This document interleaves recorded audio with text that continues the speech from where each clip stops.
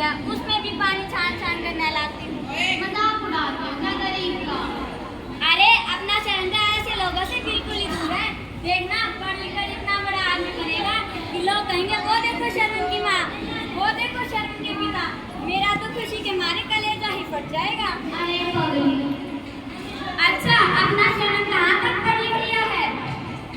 अरे मैं ठहरा अनपढ़ गवार, मुझे क्या पता कहाँ तक होगी ये पढ़ाई और लिखाई। वैसे 20-22 साल तो हो गए होंगे अपने श्रवण को पढ़ते हुए। 20वीं किस्ती में लगा होगा, और वैसे भी कोई बुरे लड़की तो नहीं लगी है अपने श्रवण से। ठीक कहते हो जी, वरना आजकल के जमाने में कहाँ मिलती है ऐसी संतान देखने को। अरे बहू ये क्या कर रही हो तुम? मुझसे नहीं होता ये सब काम। पहले तो घर का काम करूं, फिर इन बूढ़ा बूढ़ी की सेवा में लगी रहूं। वैसे माँ ये बेचारी ठीक ही कह रही है, पूरे दिन काम पर लगी रहती है। तुम भी कुछ काम कर दिया करो। और बाबूजी आज आपको काम पर नहीं जाना क्या? काम पर कैसे जाएंगे? ठेकेदार साहब ने तो इन्हें काम से निकाल दिया। क्या काम से निकाल दिया?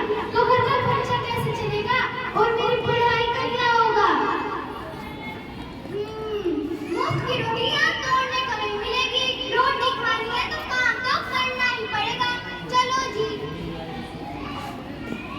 अरे शादा रोती क्यों हो? अपना ही तो बेटा था, कुछ थोड़े गुस्से में था। और वैसे भी भगवान ने माँ बाप को नौकरी को बनाया है। चलो मैं काम ढूंढ के आता हूँ।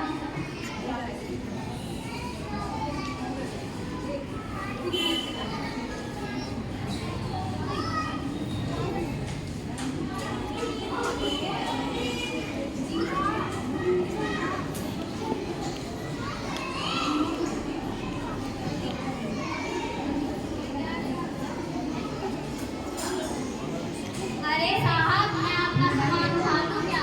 अरे चला जा यहाँ से, तेरे जैसे बूढ़ों का काम नहीं है यहाँ। अरे साहब उठा लेने दो ना।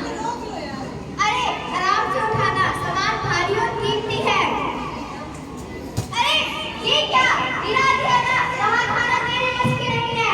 और ये बैग की चैन कैसे खुली है? तूने चोरी की है ना मुझे?